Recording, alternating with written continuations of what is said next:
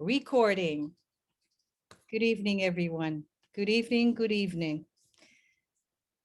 Thank you so much for those of you who got the notice and who came on.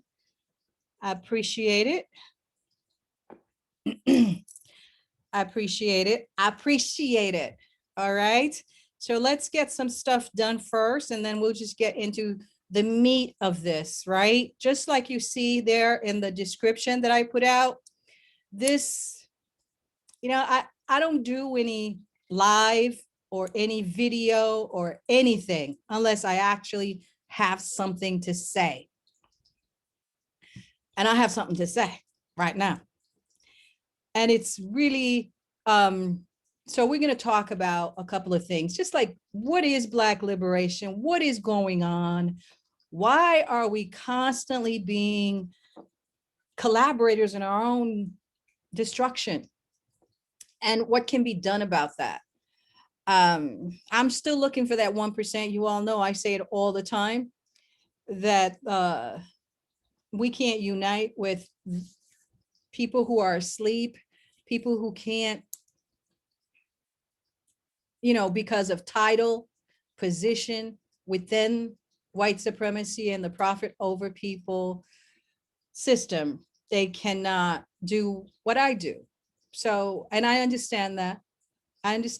But it's getting tiring out here to be out here and have people telling me how much they love what I do, and then have silence out here. So that's one of the reasons I got Kwame Kwatei Piankhi with us today.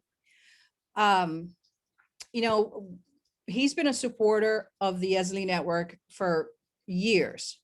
And I just think it's really important to talk in this moment with someone who is very well-read, who is very knowledgeable about our story, not his story, but our story, who I talk to lately, essentially on the regular, about various disturbances that I see out here. I just called Kwame and I was like, what's up with these males? So Kwame is just this hardworking family man. I'm going to go into his bio for a minute, but talk to the people, Kwame. Hello, everybody. How are you? I'm honored to be in Ézili's presence and your presence this evening. Well, the honor is all mine, because I always be looking for Ogu out here. I always be looking for Ogu out here. Everybody knows that. What is Ogu? Give me that alpha male any day. Dessalines, right? For me, that's what it's all about, right? I'm already here, right? Dantò is here. So where is Dessalines, right? We're going to get into it today. We're going to talk about, we'll talk about the Chauvin verdict. We'll get some stuff out of the way about the details of we're going to talk about the macro of this liberation struggle and our existence on this planet, a little bit about the micro, and then the cosmic. Because, one of the things that bothers me about doing my IT work is that, sometimes it's so boring for me, because those Negroes just want to stay in their white savior dynamic. And we're going to be talking about that too. And I've put together something for you. Hopefully, we're just going to take our time, right? We're going to take our time, go through what needs to be done, right? And then you can come back and watch this on YouTube, which I'll post it once this is finished. You can, of course, it's going to be on Facebook.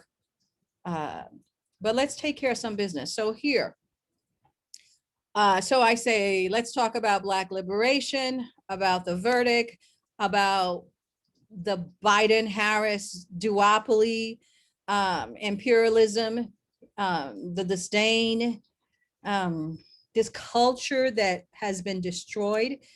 Black rhythm is what extends us out into spirituality. And it's just beyond belief where it is today. And so we want to get into that. We're going to talk about that jab thing a little bit, but not too much. As you all know, we've been censored. We being censored. Okay, so I ain't talking about CV or any of that. I'll be talking about jab, and I hope y'all know what that means. And then, you know, our brother DMX, he represented something that I want to talk about. You all know, not only am I an artist, but I started out making my living as an entertainment attorney. And I lived the 90s with all of those music and how we were trying to express ourselves, our pain. And I can say that DMX is one who didn't sell out. He actually used his platform to express the pain. This man expressed his life through his lyrics. And that really is what an artist is about. It's not these like made up Puff Daddy, Russell Simmons, all these people that actually destroyed the center of our rhythm. But him, you know, he took what he had and he expressed it. And this is why you see yesterday, you see so much love for him. It's not because he was a tortured soul, you know, and he talked about it. And I think that's what makes him different. He wasn't perfect. He talked about it. And you could see that he was using his music to reach some sort of redemption. And let's just talk about that. You know, what are we doing to reach ascension? And that's what Kwame is going to be helping us with, because he's got such a wealth of knowledge out here. So yes, okay, so this is Free Haiti. This is about canceling imperialism. This is about Black empowerment. This is about the dying in April, right? The dying in April. What does that mean? Okay, we are cosmic people. Where does April fit within the zodiac? And why are we dying in April? So let's talk about it, and let's talk about resurrection, because there is no dying without resurrection, people. And it's our power to resurrect and to learn. So hi, Carl Martin. Thank you. Thank you for putting on that comment. I'm going to try to be looking for your comments, people. And then, you know, as if, yeah, do you know Carl? Yep. Thank you. I'm going to put a link for those who want to participate as we get into this, okay? And Carl, you know, we had a great conversation the other day. I truly appreciate it. I think economic empowerment is where to go. And that's really what we're going to be talking about a lot about. So here we go. So I have, let's see here. Let me see if I can share my screen and get to what we need to get to very quickly. Let's see. Okay. All right, so I'm going to share my screen for a minute, everybody. Let's see. Share screen. Okay, so Kwame. Yes. Kwatei Piankhi. I mean, I know him as a hardworking family man, all right? But he is also a trained and practicing engineer. he has worked within our community. And this is what I like about why he's here, right? We're talking to someone who works with our children, who's concerned about our community. And so he's tutored at the Center of Inner City Studies in Chicago, the Malcolm X Center program for boys, as a member of the Baba Club. This is an African-American charter school in Detroit. Yes. That started, I think it's a Saturday school program for the whole public school system in suburban Detroit. And I know you guys remember that the platform, it was called Living in Black. That's what it was called, right, Kwame? Yeah, it was called Living in Black, LIB Radio Network. Okay, yeah. So he had a show there with a couple of other folks as a co-host, part of a black think tank, right? Yeah, it was a Black think tank. Brother Carl was very much a member of that think tank, and he was instrumental in the launch of that station. So okay, talk to me about that. What was that? What was the Falcon Forum? What was its purpose? Its purpose was to be a African-centered Black nationalist version of Meet the Press. So we would discuss the issues of the week and come up with solutions going forward. We would tie the geopolitical to the local. It was basically a geopolitical forum, but other things went in there: interpersonal relationships, health, things of that nature, because it all connects. Okay.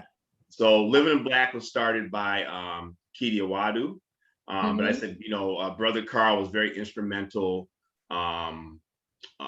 in launching that station and a host of other internet stations, to be honest with you. Well, I'm looking forward to keeping this series going, and maybe Brother Carl, you can come on with Kwame and talk about some of you guys' vision, and we can mix it up, okay? Because the themes we're going to talk about today are themes that I cover for decades, and they don't change. That's why I'm so bored sometimes. They don't change, right? So I want to mix it up, right? I want to talk to brothers like you guys, and sisters like you, who really are the silent leaders of our community out here, right? When I watched DMX's homegoing yesterday, what made me happy was the entertainment industry had essentially destroyed alpha males like this. And here it was, without them, the people showed you what they were interested in. And I love that, right? So it's a lesson that shows us that even though you and I, Kwame and Carl, we sometimes feel like we're in the wilderness out here, but at the end of the day, all those billions and billions and millions of dollars that they spend in the entertainment industry to effeminize Black males, to be about just straight misogyny and the whole culture. We're gonna be talking about that whole culture. DMX, he went from the inside, and that man accomplished he accomplished like 1,000 man's journey in his pain. So I think it's important for us, even in our pain, right? Because you see behind this, when I talk about the Free Haiti and Libere Haiti, there's the heart with the dagger going into it, right? That's the symbol of the Black woman. Our life is pain, and it comes, and it's an archetype for us. That's why he resonated, right?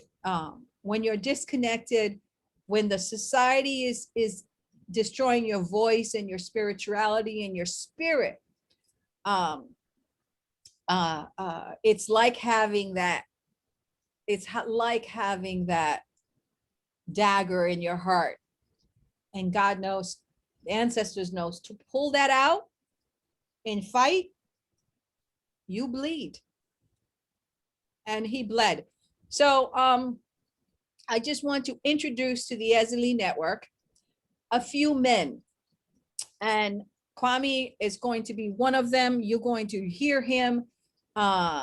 He has a deep love for African history and traditions, and has applied what he has learned into the area he loves most, which is technology, gardening, and education. All those things are so important right now with excuse me, with the jab. Y'all better get back into gardening. Y'all better get back into organic food. Y'all gotta get back into grandmama's herbal medicine. So we're gonna be talking about, we're gonna start first, right? What is dying? And I want, we're gonna spend a few minutes talking about the cosmic, the solar, the cosmic, and then we'll go into the particular, the current Black issues like the George Floyd verdict, the Senate's passing this anti-Asian hate crime bill. We're going to talk about the, what did we get? All those people that sat there and danced with Mr. Biden's election. And then we're going to talk about the reigning right now, right? Because when I did entertainment as a hip hop attorney, one of the things that was dear to my heart, one of the things that we just constantly I had to get out of the entertainment business, right? Was because there was certain plantations like P. Diddy, like Russell Simmons, that were essentially they were outsourced. They were Black males that were being used by the entertainment industry to gather up talent, hold it if they wanted to, and only use the ones that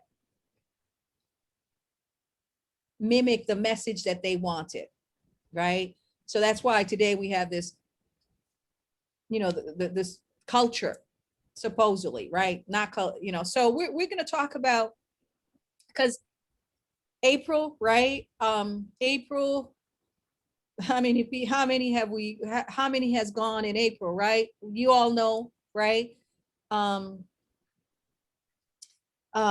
Prince, that was April 21st, 2016. We have, and then now we have DMX and Shock G and the other guy, Black Rob, right? Just in the last couple of weeks. So let's get to it. A lot of what I'm going to talk about today is stuff that I've posted about throughout. And normally I do this in a newsletter that I send to my folks, right? So, but I'm not going to do a newsletter. I'm going to be doing this video, right? So, let's before I ask the question that I want to ask about cosmic conjunctions to Kwame here, right? Let's talk there. I want to see to show you a little bit about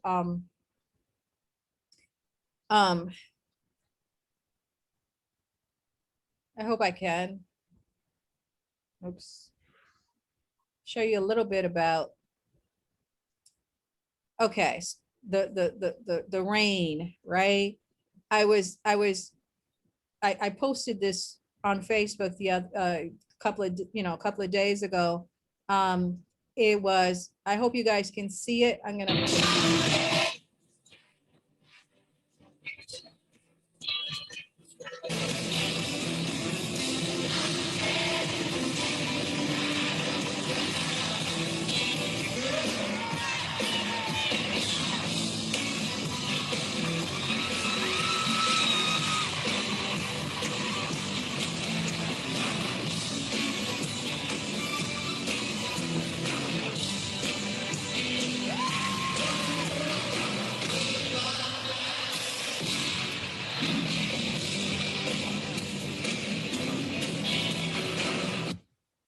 All right. Kwame. Yes. Yes. Cosmic conjunction. Cosmic rays. Yes. Um, the sun has cycles. You have 11-year cycles of the sun where you, at every 11 years, you either have a max of sunspots and a minimum of sunspots.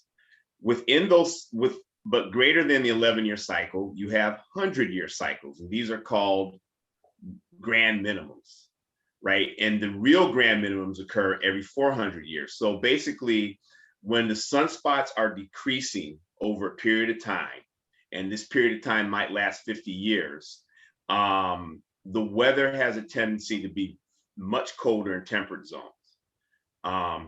The rains return to the tropical zones that are deserts, like the rains are returning to Africa now. So many scientists and observers feel that we have entered a grand solar minimum starting at the end of 2019. The last minimum was in the early 1900s, but the last major minimum was Dalton minimum, which was the mid 1600s to the early 1700s, which coincided with the beginning of, well, the height of the chattel slave trade, right? The height of the trade in our ancestors. So essentially what happens during a minimum, the growing seasons are shorter in certain areas. However, certain areas are going to become abundant as well. And again, I'm going to point you to Africa. That's going to become more abundant in terms of growing. What else is happening at the same time? The magnetic field of the Earth is weakening. That means it's the weakest the Earth's magnetic field has been in, I think, in about 10,000 years. So that means we're about to have a major magnetic reversal. And during this time, you either have mass extinctions of animals and other species, and or you have the creation of other species. So when you have solar minimums, more cosmic rays enter the Earth. When you have a weak magnetic field, more cosmic rays enter the Earth.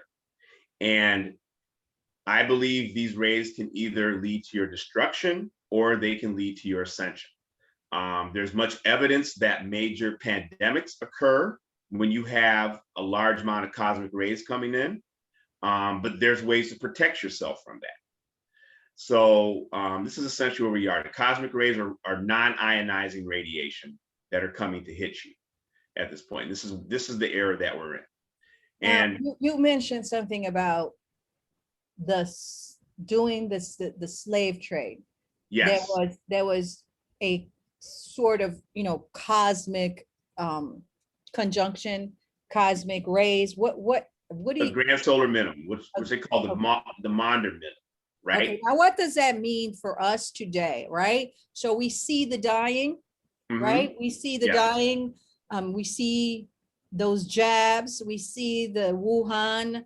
We see what happened in 2020, the lockdowns, and now for us as a people, we see this, the lowest of the lowest in terms of Black liberation, right? Yes. How do that connects to this cosmic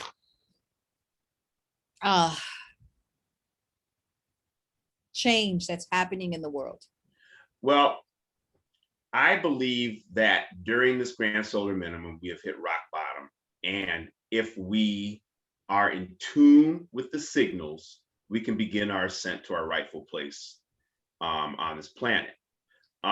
If you go back to the major minimum, the Maunder minimum, you had hungry Europe desperate to colonize the world so they can feed their people and really feed the rich in their people. So we were exploited during that time period. And obviously, we have yet to totally recover from that time period. But this is our chance to make things right 400 years later. Okay. If we pay attention to the signals, we have to be connected to the Earth and we have to be connected to the stars. All right. So, go ahead. Okay, connected to the stars, connected to the Earth. We know that in our community, there is a segment that is not given voice. that has always been connected to the earth and that always reads the stars. Mm-hmm. So our job is to elevate that voice. This is what we're going to try to do, right? Yes. But let's go to this rock bottom, okay? Because I think it's important to look at this rock bottom, right? And that's one of the things that, so we saw on April this week, the George Floyd verdict. We know that, we've had centuries, Black people have had centuries of exploitation, brutality, eugenics, and destruction, dying, right? Yeah. But even in the dying, if you look at DMX, right, he left something behind, right? Besides his 15 children, right? He left people who are in pain with lyrics and ways of going through that pain, right? So even in this rock bottom, there is a way of leaving it all behind. And so how we know that Prince did it, you guys saw Whitney at a concert with her daughter, a Prince concert with her daughter, right? I looked for that clip only because, since I'm saying that, it rains in April, right? And now we have all of this dying that's happening in April, which is supposed to be about resurrection Renewal. and renewal, right? So there is a warning for us Black people that we are not renewing. We have integrated with the profit over people, anti-nature society. And let's look at that. Kwame, give me your opinion of the verdict, the Chauvin verdict. The Chauvin verdict was the perception that things have gotten better, when in the reality, it hasn't gotten better, because there were just as many police killings of unarmed Black people in 2013 as there are in 2021. So all of the protests and the riots last year did not bring a chilling effect on these police killings. So essentially, the Chauvin verdict is maybe society's way of saying, here you go, Black people, this is what you get. Whereas other people get things that are more tangible, to use that word. Right? Oh, I went to the the police violence website, right? Yes, mapping police violence, yes. That's right. Well, it maps, you guys, you can go ahead and look at it, right? Because it's important for us to understand the facts here, because I see all of these house Negroes on radio just talking about how the vote is revolution and how they got no tangibles, right? To use the words of the US Black folks out here. But listen, it looks like 1,127 people were killed by police in 2020. And as of today, which is, was it 3 months now into the year? 3.5 months? We've had 335 people killed, right? And if we do that by 4 quarters, right? The estimate will be like 1,340. That's how I got the figure, right? Yep, that's a very good estimate there. Yep. Okay, so so we're gonna have more people killed based on how many people have been killed in the last couple of months of 2021. 335 by police. If that continues for the next 4 quarters, it's going to be 1,340 for the year of 2021. And last year, in 2020, when we were in lockdown, it was 1,127 people killed. And most of the unarmed people killed by the police were non-white people. Blacks were 28% of those killed by the police in 2020, despite being, of course, 13% of the population. I don't believe any of those figures, really, honestly. Okay, I'm just giving you if you took them for real. Yeah. All right. Okay. So Derek Chauvin put his knee. I mean, he don't even look real to me. Okay. He looks like a clone of something, right? But he put his knee and his hand in his pocket for 9 minutes and 29 seconds. And having a conjunction of a lot of people being at home, being non-essential, and understanding what society looks upon them as, everybody, a lot of people got to see this, what you and I, Kwame, have lived forever. Mm-hmm. I mean, I begin this thing in my life. I begin this lynching of Black males. I just remember the Rodney King. I don't know which was your earliest memory. Of course, in history we know Emmett Till and so forth, right? But what was your first, real cognizant big event of Black folks being killed on a consistent basis as entertainment for white supremacy? Oh, geez. I mean, the video of Rodney King was the most public that I've seen. Beyond personal experience of being harassed by the police, right? Beyond personal experience, the video of Rodney King was the first one that I saw. And of course, Detroit in the 60s, and I wasn't here at the time, but in the 60s, you had the riots in Detroit, which were a result of the anti-gang unit, a police department harassing Black males during that time period. But in terms of video being shot, it was Rodney King.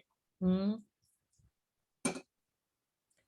And I went from the Rodney King to Brooklyn, Amadou Diallo. Yep. Giuliani time.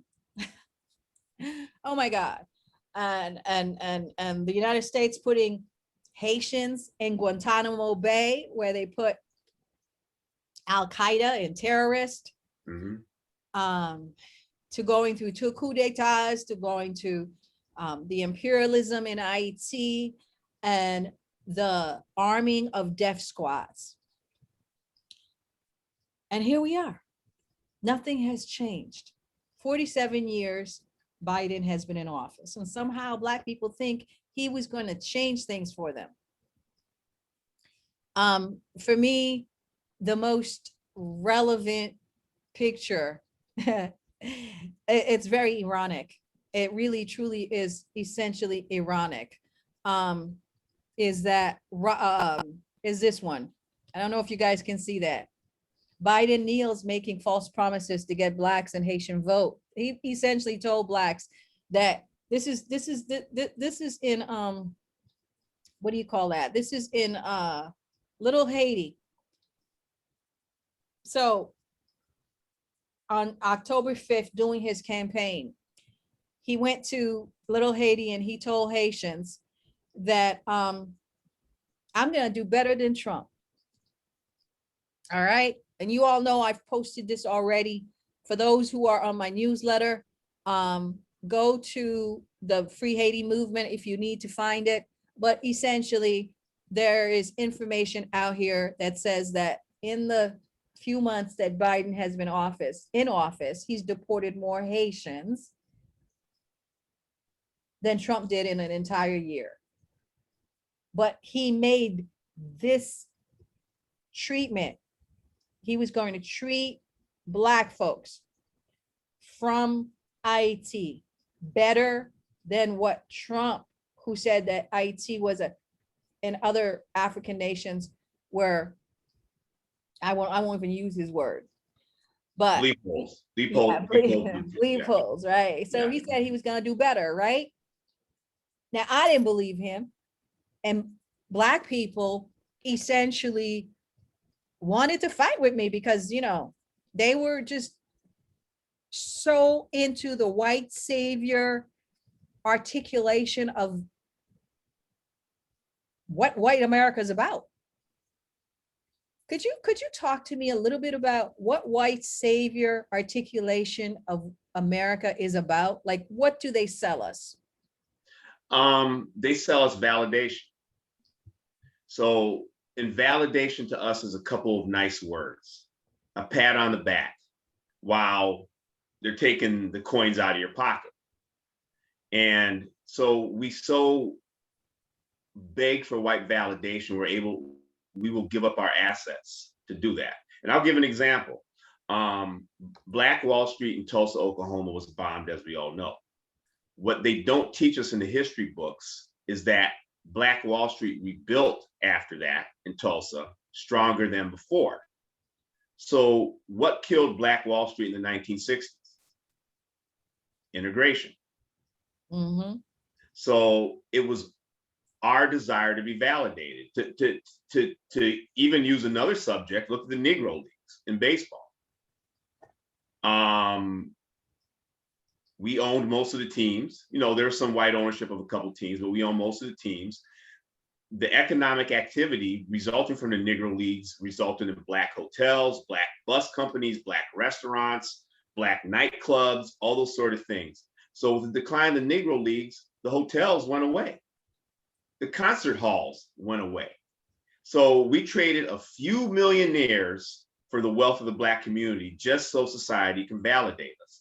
And my theory is that the civil rights movement, the whole integration bent of the civil rights movement was planned based on the white doll experiment that they did in the 1950s, where the young Black girls always chose the white doll over the Black doll. And so you're talking children 6 and under. So this is already being embedded in their beings. So it's that desire for white validation is why we are where we are. Other ethnic groups look at politics as transactional. You do this for me, then I will do this for you. We are going to make sure you keep your promises, or there'll be some economic consequences to it, right? And those are said behind closed doors. Unfortunately, our leadership tells us to accept the promises in front doors while they are, and I'm trying to say a polite word for this, while they're essentially begging behind closed doors. So there's no negotiation, no use of leverage. And this is why you see no downward trend in police violence, because one, we don't control the politicians in our community. Even the Black ones we don't control. That's right. That's right. And a lot of the Blacks ones we didn't put in where they are. No. Right. So, when I was talking to you, you mentioned that, the template is the Mississippi burning. Yep. Template. Could you explain that a little bit? Meaning the Mississippi burning, that was a movie in the 80s that won the Academy Award. Basically, Mississippi burning, you had a bunch of white saviors going down to Mississippi to help the poor Blacks who are suffering from white terrorism down in Mississippi. And if people in our age group remember the controversy at the time that this movie was basically the white savior complex. You have to have a white savior in order, for one, for the movie to be green lighted, but two, in order for audiences to feel good about, especially white audiences, to feel good about what happened in the 1960s. But what this does to us is that we always, a large portion of our community expects a white savior. And we've had so many people come before us to say, this is not the way it should be, particularly Marcus Garvey when he was in UNIA. He made it very clear, that's why he kept it as a Black organization, that we need to be our own saviors. Any negotiations with the white community has to occur from a position of power. why is it that we can't look, or not we, you and I understand this, Mhm. but well, I'm not even going to ask that question. So we know it's mental colonization, Yes. opportunism, selfishness, and cowardness that makes these Negroes essentially sell out, right? If you look at the screen right now, I don't know if you can see Yep. the I can screen. see it. Okay, Yep. all right. So this is like so boring to me, right? In my work with regards to IT, and even in my work when I was in the entertainment business, right? I I had to fight white lawyers to represent, Black hip hop artists. Same thing happened when I got to Haiti with Aristide. I had to fight white lawyers in order to represent my own country's president, because they want to take everything that we have, and we don't have a voice. So you have Bill Clinton, the quintessential so-called, I don't know what he is. All right. I call them all demon rats. But I have found, and I've said over and over and over again, and this is why I want to have fresh voices, because I keep saying it. So Bill Clinton will cry about the three strikes bills, which has put so many Black males in prison.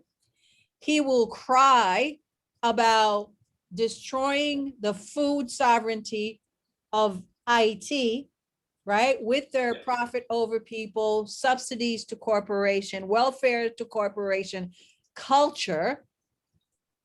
And at the same time, right, Hillary Clinton will bring down the minimum wage for mostly the women who are in the various sweatshops. So we know this is what's going on. My question is, why do the Black educated people keep questioning that somehow these people are our friends? Like they're going to help us. Biden is going to help the Black community. Well, if he was going to help the Black community, there are, according to the National Crime Information Center, and this is a few years old, but 270,000 non-white folks have been reported missing since 2010, of which 64,000 are Black girls and women. And yet it took 1 year for the Asian folks in America to get a bill just for them, because of the jab thing going on, and how people keep talking about there is discrimination against Asians. We have been discriminated against for centuries, and yet they need to go study about how to provide us with reparations and some sort of justice. But it took 1 year, and there was no backlash, no white backlash with saying, oh, why should these Asians have this? All lives matter. Yeah, because the Asian community has put itself in a position to exercise their economic power. They do that domestically, and they do that internationally. Let's not forget about the Chinese rail workers back in the 1800s. They were abused and they were deported and so on and so forth. If you look at that time period, what was going on in Asia? China was going through the Opium Wars, and Japan was being invaded by Britain and Russia and the United States. And but you fast forward to this time period, what do we see now? China, the lion's share of the foreign debt owed by the United States is owed to China. The United States manufacturing industry is in China, right? The Japanese dominate the auto industry. And at one time, they had dominance over the real estate here in the United States. Chinese corporations have a large amount of money invested into Hollywood studios, and Hollywood entertainment corporations. So essentially, they hold a lot of the levers of power, which, to use the Tulsa example, we gave away. Because again, if you can't control the economy in your community, you can't control the politicians. If you can't control the economy in your community, you can't punish the politicians for not keeping their promises. So essentially, our people, let me take this a step back. The marching and riot model has been romanticized in the Black community. And, you know, we've seen all the films, Eyes on the Prize, and the music is great and it gets you into it and the speeches are rousing and all those sort of things. But you never take a step back and say, have these tactics worked? What have these tactics gotten for us? That's right. I mean, we see that the, you know, we just look at the statistics, right? Police are still killing. And, and it's almost like I said, it's entertainment, right? It's entertainment, and economically, we are not going anywhere as a people. And the indicator of economics is the structure of the family.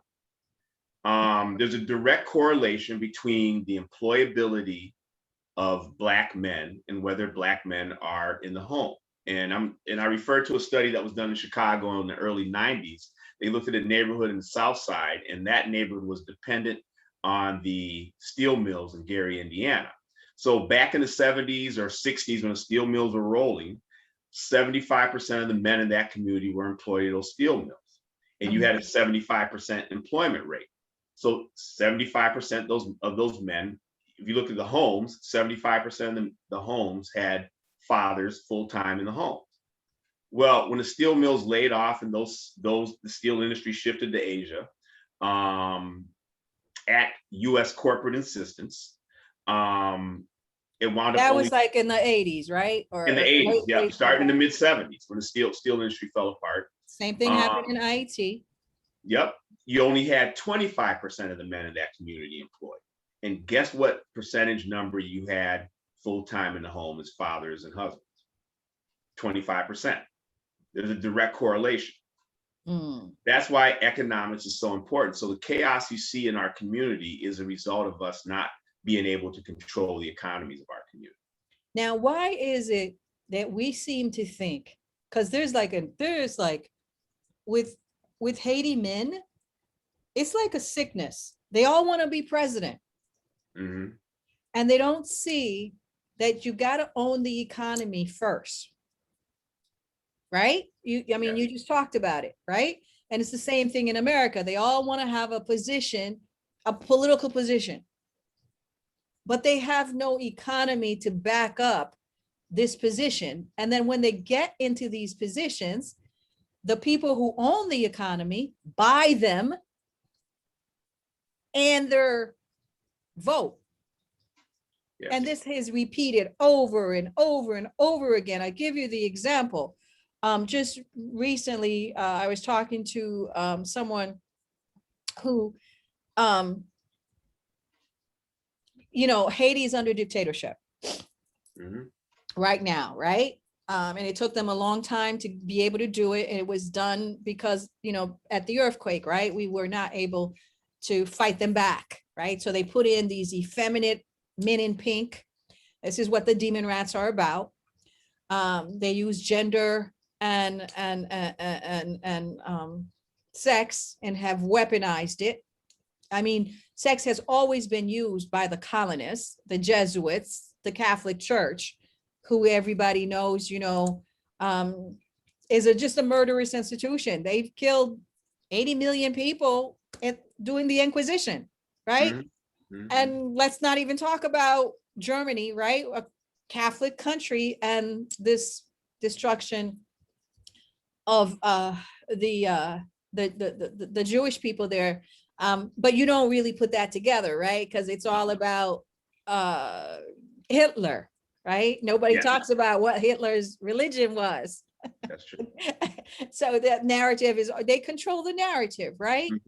But recently, I was watching a presentation, and and in that presentation, Haitians were talking about why aren't the Haitian elected officials stepping up to Biden and Harris and saying, hey, listen, you had us pimp for you out here for votes, but yet you have essentially deported more people. They even deported non-Haitians to Haiti, okay? Yeah. All right, you've deported more people than the person you were saying was so horrible, right? And you know, why, I mean, the root cause of people leaving Haiti is imperialism, right? Haiti, just like Africa, are rich countries. If the United States wasn't fleecing it and dominating it and controlling it and making it poorer and poorer and poorer, and having these Middle Eastern oligarchs who control 98% of the wealth, and then calling that democracy and private Sounds like investment. Jamaica. It's the same thing. And that's why I wanted Yep. to talk to you, right? Because it's the same thing everywhere, right? Yep. So I wanted to have this parallel conversation, because what's happening with elected officials in America happens with elected officials in Haiti. They're all controlled by the system, and they have no economic base to provide the reforms that they tell people they're going to do when they get elected, right? Dr. Claude Anderson has been talking about this for decades, that you've got to have an economic base, and then you buy the politicians. Yep. Right? So right now in Haiti, right, you have a Biden not only, using the immigration laws as a means to destroy Haiti, right? Because if it was equitably applied, we would have no problems, but it's never equitably applied to Black folks, right? Just like the laws in America, what's that thing with the drug wars? You have crack, and you have. Yep. The sentencing, three strikes and you're out. Yes. Okay. So not equitably applied, right? Black people, white people on meth and other things are getting treatment. Yeah. Black males and Black women are getting prison. Because we are, and I'm going to quote Marcus Garvey again, that he said back in the 1920s, the Negro is the industrial makeshift. The US has no use for us anymore had no use for us after slavery ended. So basically the country's been trying to figure out, what do you do with this group that we have no use for? So, and without seeing the fingerprints of us getting rid of them. And this was in fact discussed in Gunnar Myrdal's book, An American Dilemma. I think it's Negro and American. I might have the title a little bit wrong, but basically the premise. Did your light go out? Yes, I'm gonna turn on the light. So hold on. Like, where is his light? What is this? There we go. Okay, thank you. All right. I was waiting for the right moment to do it. Okay, thank you. Yep. And so essentially, what has happened, that book, the premise of that book is America doesn't want to appear like Hitler, but yet we have this Negro problem that we would rather sweep and go away. And so basically, this is what scientifically they've been trying to figure out what to do since at least the early 1900s. What do they do with this population that we no longer have use for? And so, you could do it through various means. It could be economic starvation, it could be abortion, it could be police killings, it could be mass incarceration, it could be menticide, right? And so these are their tactics, right? Abortion. You also talked about before the feminist movement. Yes, because that created division within the Black family. Because remember, what you always hear in the white community feminism, quote unquote, started, or at least not started, but really hit a peak in the 60s and 70s after these white women participated in the civil rights marches in the 60s down south. And they saw how much power the Black woman had in their home versus what they had, right? Okay. So I never heard that angle before. yeah, that's been repeated several times, and not with me, but between me and you. But that's been in several studies. They discovered that. So did the Black community need feminism?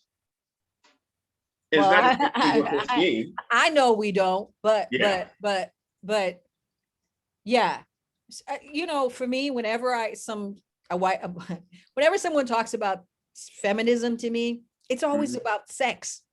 Yes, yes. You know, Hopefully the lighting's okay. I hope the lighting's okay now. So, yeah, it's better. It's better. Yeah, I don't know what yeah. happened there. Oh, I didn't see that. The sun went down. Oh, I'm like, what happened? The sunset. So I'm going to turn up all the lights I can now, so you can see me better. So yeah, right. Because yeah, you know, we want to see you. So yeah, so this is the thing, right? So yeah. when I saw the Haitian elected officials, essentially, right, they ran on the "we hate Trump" bandwagon, right? And look what Trump is doing, right? Because, you know, realistically, the facts are that Obama deported more people than Trump did. However, the media doesn't portray that. The media, of course, is representing the corporations who had a lot of problem with him and his tariffs on China. Yes, because there's trillions of dollars of investment. Okay. And the fact that he wasn't going to do the war thing at the level that Biden and the establishment Republicans needed to be done in order for them to maintain their financial profits. Yeah. So, but you can't explain that to Black people. They're so emotional. And again, I help think, me, please help me.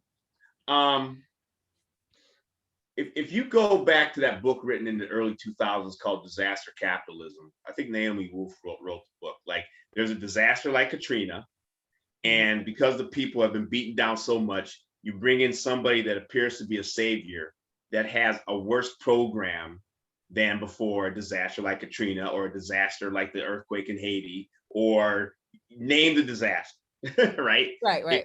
It could be economic disaster. So I think essentially what had happened to us was the Obama campaign and election was validation for a lot of our people. I've heard so many. They're just like so pitiful. I don't understand it. Like, who gives birth to these pitiful Black people? But unfortunately, it's a large portion of our community, right? It could be a majority of our community. So right. I've heard. It is a majority. It is a majority. I can tell you, it's a majority of the Haitian community. It's definitely a majority of the Black community. Period. In America, I live in both spaces.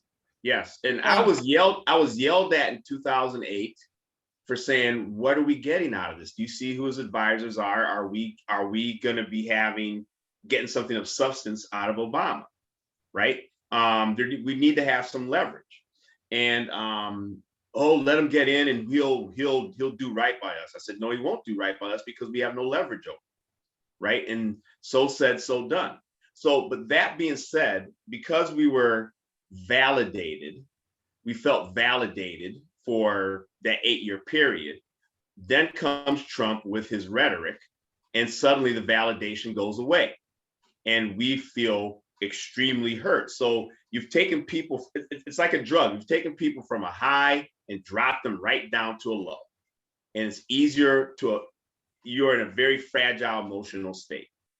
And so then Biden comes along. Biden reminds you, at least psychologically, of Obama, perception wise. So you go, it's the whole roller coaster again. Okay, so we know what the answer is, right? Mm-hmm. Self-reliance, self-determination. I mean, that's what it is, right? Yes. We know that that we have to go back into the earth, ground ourselves, and create and produce. Yes. Garvey talks about this. Kwame Nkrumah. Yep. talks about this. Dessalines, Jean-Jacques Dessalines, the hero that we represent with the Free Haiti, he talks about this. Malcolm X. Why is it that we have these Black folks, collaborators, who, I don't know, I was talking to someone yesterday or this morning, and I said, he asked me the question, right? It was in reference to those elected officials that now say, when Haitians go to them and say, we elected you so you can use your access in Washington to present the Haitian case against dictatorship and against unequal application of the immigration laws, right? And I'm told that these elected officials say to these Haitians now, well, it's not all about the Haitian constituency. I'm in Brooklyn and I have a constituency of everybody, and I gotta look at everybody, not just you. Well, but if you, to them. I know, but if you take it to Brooklyn and look at some of the other ethnic groups in Brooklyn, if they made that same statement to that ethnic group, that politician would be gone. He'd be scandalized. He would be scandalized in the media and be gone in no time, right? And these Haitians are just like taking it. But you were elected to do something, and now you want to tell Haitians your constituencies is whiter than you. And isn't that the same thing that Biden just told Black people? Yeah. Right? So they just gave, the same time we got a verdict. Imagine the man stands on a human being, a sentient being's neck for 9 minutes and 29 seconds. And we were like worried that he might not be convicted. Oh my God. You know what? I was so not into it. Right? I was like, I wrote a piece. It's the last piece that's on my website. I was like, you know what? I am bloodthirsty and I ain't waiting for karma, because he called on his mama. So for me, I'm like, Black people, you are embarrassing. You actually think this is justice? Like that you were just gritting and knowing our history, that this animal, I mean, for me, I needed something more. I needed his face in the pavement. I needed to see something different, right? But all these mammies out here running around talking about, oh, thank the Lord, and this is juxtaposed, of course, with the fact that I'm very happy for the relief that his family feels. Yes. Right? They feel a relief that there's value in his life. But the same day, right? Police are still killing folks. And that's the whole point. That's why I don't see that as a victory. I don't see this as a victory. Okay, again, but even more, right? That same day we have an Asian bill where they get money. Yep.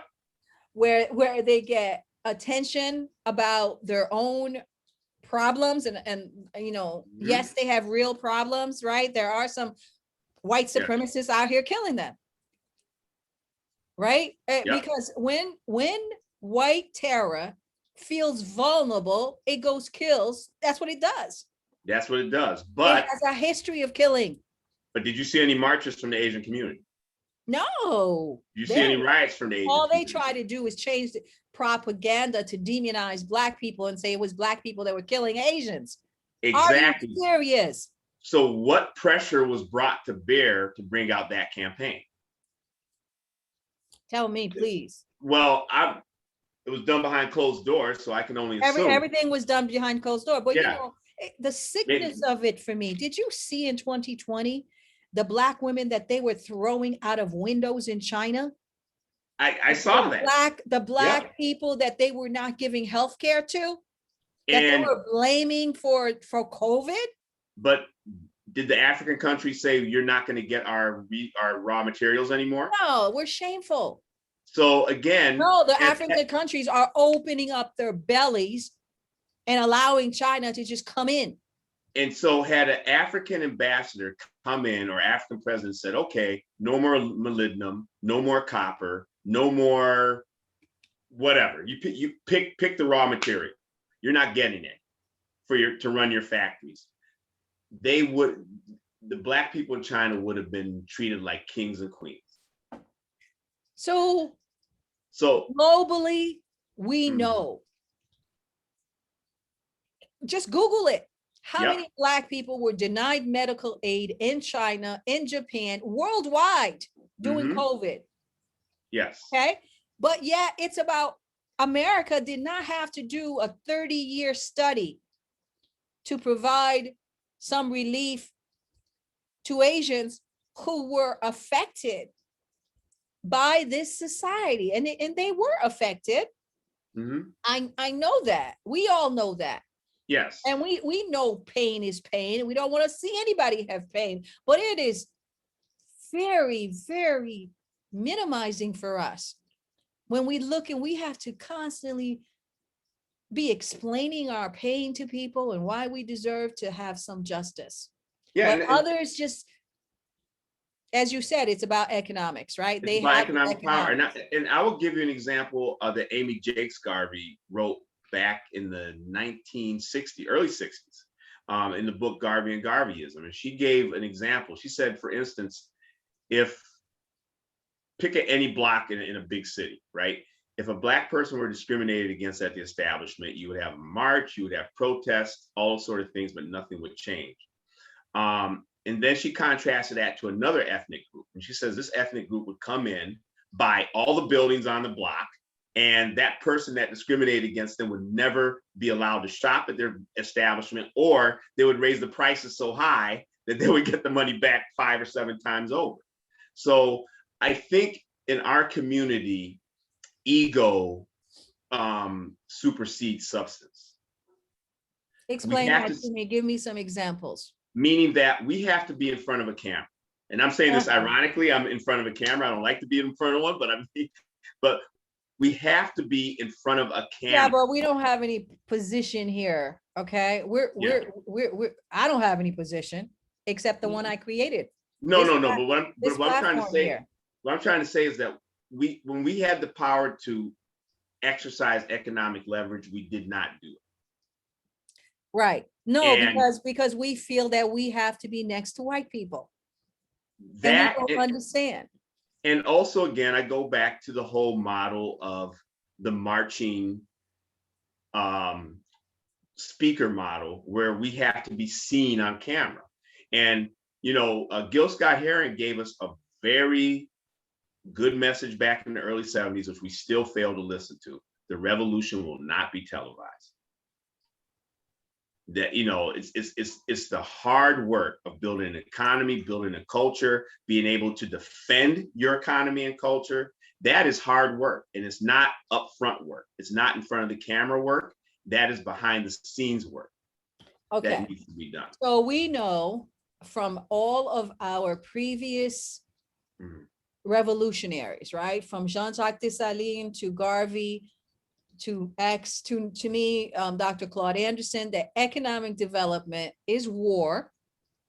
We are at war, and we don't need to be sleeping with no white people to develop the masses, right? Yes. That's not like the big issue of our civil abuse.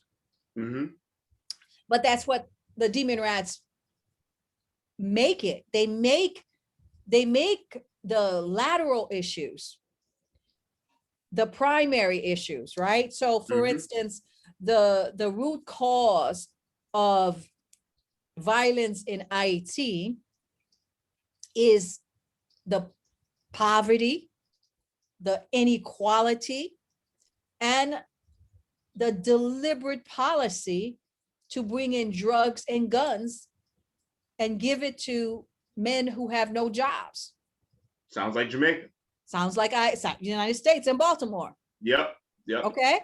Mhm. So, and at the same time as they're doing this, right, and they're building the prison industrial complex, they're doing street strikes, laws, they're doing export economy where they take out all of your manufacturing and they just dump all their stuff, like what you're looking at in this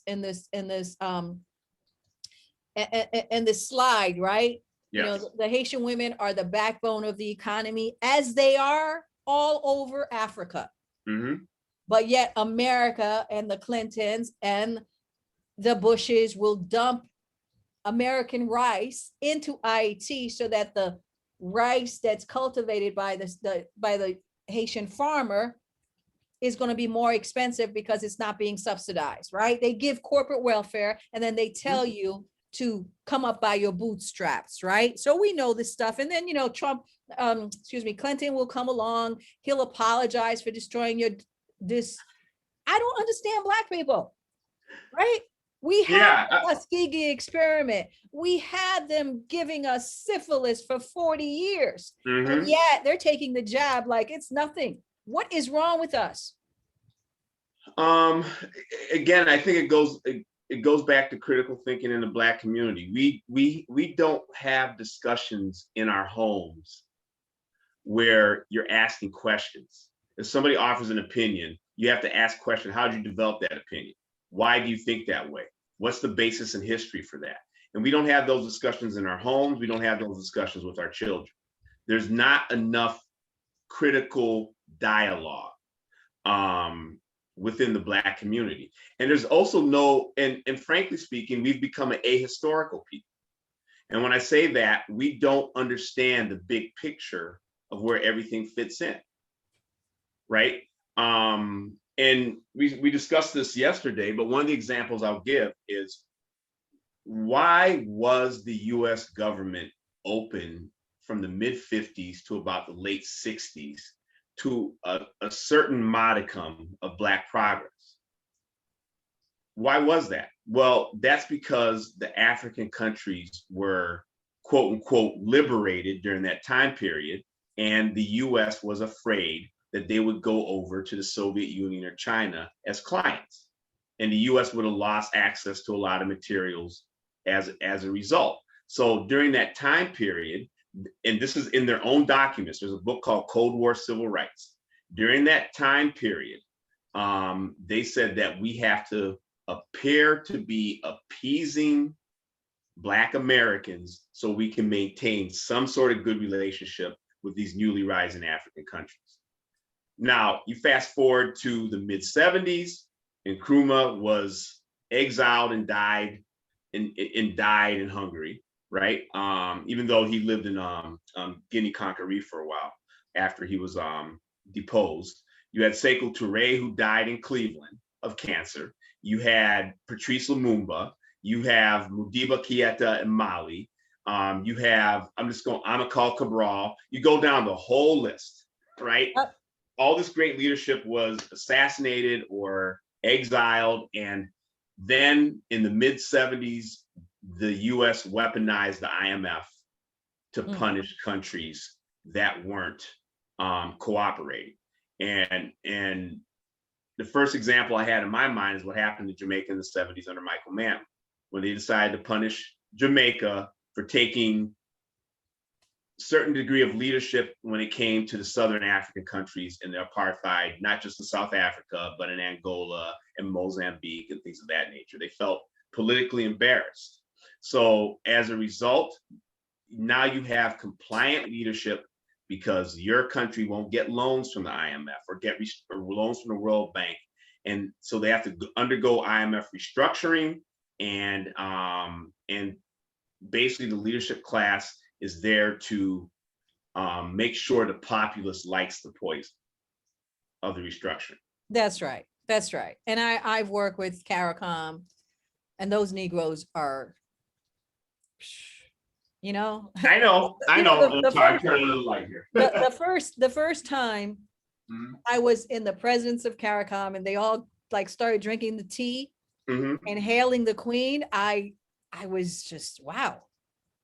And that's also the hidden secret of the Caribbean, because the Queen still had a state of all those supposedly independent Caribbean countries. And oh, by the way, the Queen of England still had a state of a lot of the African countries. Exactly. You see, and thank you, Papa Dessalines. Okay, so this is the thing. Okay, for my Haitian, right? For Haitians, right? You just don't even understand. Within the Caribbean, most of those 15 nations have a European colonized parent that still maintain their grip. Okay, and Haiti is fighting so that we could be that Black ruled independent nation of Jean-Jacques Dessalines, not the Toussaint Louverture paradigm, which has now gone global and it's called neocolonialism, right? So you have the 54 African unions, where you have the nations of OAS. And so right now, the situation in Haiti, Kwame, is so parallel to what I see in the United States. I just wanted to sit down and look at those parallels and then look at the answers, because, you know, we can't just leave with the dying and the conquering and the eugenics and the depopulation, because this is what we live throughout our lives. Yes. Right? Even though we do produce, even though, you know, I have done what we do, right? We produce, but it's producing within a system that is very, very demoralizing. And I wanted to look at all of these events that are the conjunction, right? We have a cosmic energetic change happening in the world. I can tell you as a spiritual person that I feel this release. And I've been doing Black liberation my whole entire life. And for the first time, even though my eyes see the Black collaborators and how they are desperate to keep us in this cycle of dependency, I see millenniums going the other way and leaving behind my generation. Thank the Lord. Yes. Yes. Thank the Lord. Yes. They are the answer right now. My generation is gone. Forget it. You know, they just want title position. They want to be Wakanda and Obama. Yes. Yes. Okay. Yes. All right. Yeah. You know, they want to dance to you know, a real non-Black person being vice president. They want all those symbolic stuff that means zero to economic development and Black power. And that generation is gone. But I see the millennials doing things differently, you know, going out for economic development, going out for spiritual empowerment, and understanding that the only revolution in the world that actually took down white terror did it through spiritual connection to nature. Yep. And that we have the power to do this. And I'm going to continue to say this. Okay. So we just went through the reality of white terror, right? Where you have what Neely Fuller says and what Dr. Clark Anderson says, you know, you have no friends, Black people, right? What Yorugu, whether you call them Yorugu, whether you call them Neanderthals, or whether you call, but this 1% that controls the entire world and has controlled the entire world through the corporate entity that trumps and has more rights than human beings. And yet we're sitting around, people are still arguing with me, talking about the only way we're going to win against this artificial entity that can pass its wealth to its children through a corporate mechanism. They tell me the only way we're going to win is if we go out into the street and yell and scream. The only way we're going to win is that we unify all these mentally colonized Negroes. No, And I'm going to say one more time, and I want to hear you. No, we need people who are quickened, connected to the biosphere, and connected to who we are as a cosmic people to lift up the energy of what we are, because we have millions in history. We need that 1%, 5%, whatever minimum number it is, because it definitely isn't the masses, to focus on attracting and creating, because the power is here. The power is here. I know it. I feel it. I actually know that I'm still going to be here when we do it. Man, I like that. I like that. Me too. I know this. Me I know too. this, Aisha, and I'm saying this to you, and I'm saying this to Black women, Black males, all my males that they've put, all my alpha males in prison, and they left me with these beta, I don't know what. All right, I'm telling you guys again. I'm not in prison. No, I know. See, I'm looking for you. I'm looking for Ogu. That's why I have you here. Yes. Because for me, one of the ways to celebrate DMX, who, I mean, this guy was the ultimate ghetto warrior, right? Mm-hmm. He fought back and with nothing except his own story, his own talent, right? We can do that, people. Whatever you have in your hand is enough, right? Marie McLeod Bethune said this, right? And it's one of the things that I'm inspired by. Whatever you have in your hand is enough, because you got the ancestors behind you. So for me, as I look at what we went through, just right now, right? What we're dealing with is a Black liberation movement that is being run by integrated Negroes, put in by white saviors to maintain the system of white supremacy. Those of us, and they use every level of activity that Neely Fuller has said to maintain that system. They use the media, they use sex, they use politics, they use economics, they use the law, right? So we just had a law passed for Asian Americans. We just got a verdict, and Haitian and Black people are just jumping up and down because they got a verdict. Asian Americans in the same time got some very tangible stuff to meet all this white supremacists that was killing them, essentially, okay? Arbitrarily, capriciously, as they do the world over, right? But then they want to demonize my people, Black people, and say we're the ones that did it. They might find like some random Black person. How many times have we seen Black children go inside a grocery store owned by an Asian and end up dead? Quite a bit. You understand? And how many times do we have to look in Israel or in China or in these Asian countries and see how they're treating Black people to know that we need a global liberation of our people? So as I look at all this stuff, and I look at Haiti in particular, most Haitian, we have a dictatorship put into office after the earthquake of men in pink who are running around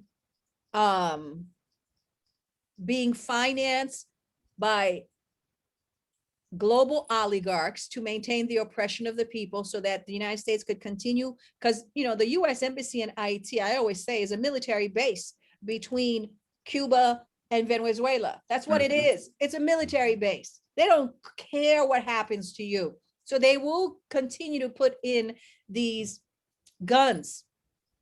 And this is why I wanted a Black male energy here today, because I started feeling so demoralized by the kidnapping and the rape that I see in Haiti with young, not so young Black males who are powerless, but they're using their sexuality as a tool of war. Talk to me. And You come out of Jamaica, Jamaica Yes. has the highest murder rate. Haiti's moving up there. Yep. Jamaica's one of the highest ones in the world. In the world, In the okay? world, yes. But you don't know this, okay? So theirs is about 43 point something. Yeah. Haiti right now is 13. Mhm. And I keep saying, and I really wanted someone whose roots are in Jamaica to talk to Haitians about how they can stop this. Yes. Number one is return to the land if you can. And if you have to organize collectively to buy an acre in the country somewhere so you can produce food and sell food or produce clothing. And you might say, produce clothing. Yeah, flaxseed is linen, right? And you have moringa plants, you have all these sort of things. And the model I'm looking at, you don't need a mass movement. If you can just organize a group of 7 to 10 people, 9 people, and you have several groups of 7 to 9 people starting to trade with each other and help each other and do economy with each other, you don't have to, that way you don't have to feed the current system anymore, because the way to defeat the beast is to starve the beast. And so we have to take the African form of martial arts, which we taught the world, right? Is use your enemy's weight against himself. How do we do that? And to me, that's by starving that enemy. So so the situation in Haiti right now, we have this dictatorship. Yes. He has armed the politicians, not just the one in power, has armed the ghetto areas, right? And this obviously, you know, just like in Jamaica, the ghettos came out of, you know, pushing people out of their farms into the cities to come and do export economy. And then, you know, the economy went to China in the 80s, and then you left with this slum, right? Slum, exactly, yeah. Okay, and then within the slum, you have all these people living on top of each other, and politicians want their vote. So they will drop guns and money, like a vote in Haiti, you know, just give them a meal good. Yep. Okay. And they've already conquered all the other Caribbean nations. All right. It's over for Dominican Republic a long time ago. Right. The last time they had a revolutionary was 1963. It's over for most of the other CARICOM nations, right? So Haiti is still fighting on. I'm proud of that. But I want to talk to you people about not making the mistakes and looking at Jamaica.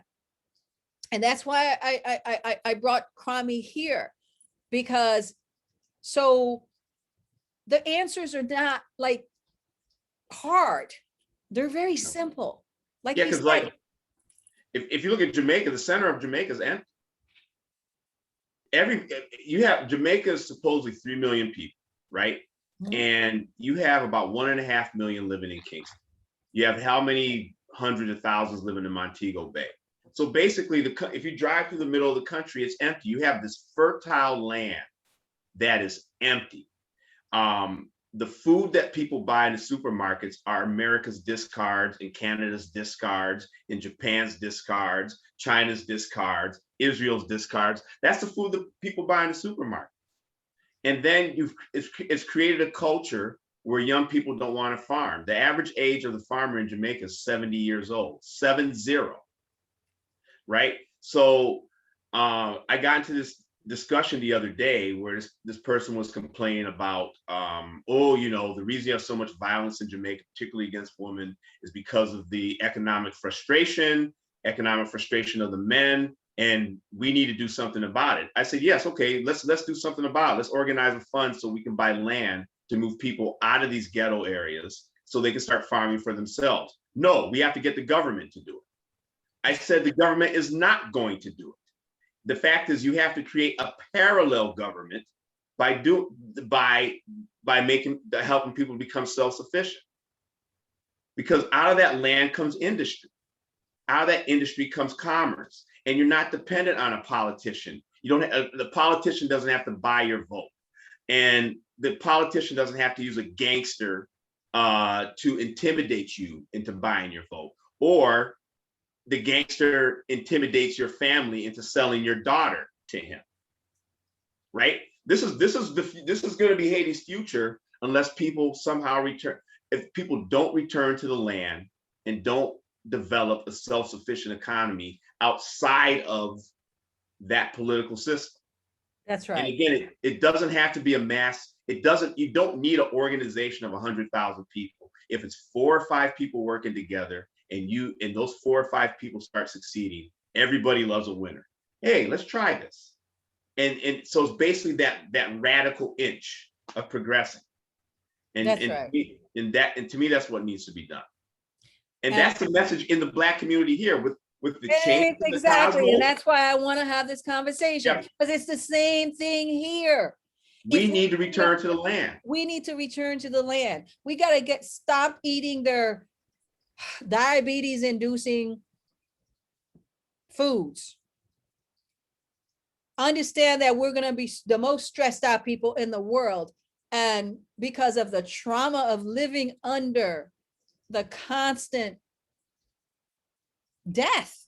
I mean, they've made every time I don't watch them anymore because it's porn, right? The killing of Black people is so traumatizing, right? That if it's psychological warfare. It's psychological warfare, right? So this is what I saw when I went to Haiti decades ago, right? I saw that what I was as a person wasn't reflected in the narrative about what Haiti is. So I created the non-colonial narrative on Haiti, right? Because we weren't this. But in America, we have become the whole culture. Yes, we have actually become what it is that they want. The white terrorist dream is you to be their pet, for them to use your body in any ways that they want, because that's what they did under slavery. And then they want you to be grateful about it. Yeah, because the enslaved African men wrestled each other on Sundays. What's played on Sundays here in the United States? That's right. We're still the gladiators out here. Yep. Okay. And then so clearly the answer is self-determination. Nkrumah said it. Patrice Lumumba said it. Dessalines said it. Garvey said it. Okay. There is no, and Muhammad Ali once said, like, because I get a lot of white folks that come to me. And, of course, their culture doesn't support what I am, like a Black woman who has her own inner power, who's not looking for a what's that thing, a patron? Yes. A white savior to use me as their front man. And they get mad that I listen, I got a father, I got a mother. So, I mean, I used to say that to my law firm that I used to work with, right? So, but they will find that Black person that needs approval from the white savior. And the thing is, right, our history shows that they will always go for their community interests and not yours. Of course. And again, that's what self-determined people do is go for their community interests. That's right. I You mean, know, it's only natural. It's like you see a lion and then you stand in front of him and like, please don't eat me, please, please, please. It's his damn nature. exactly. And yesterday you and I were talking. We keep doing that. Okay, so we've talked about that. All right. So in Haiti, as I said, you know, we have this dictatorship put in under Obama and Biden. And then you have Haitians running around saying that they're going to use Biden to destroy the dictatorship. And then you have all of these Haitian politicians I represented a Haitian president. He was the first democratically elected, so he had the vote legitimately. But yet without economics, he couldn't do anything.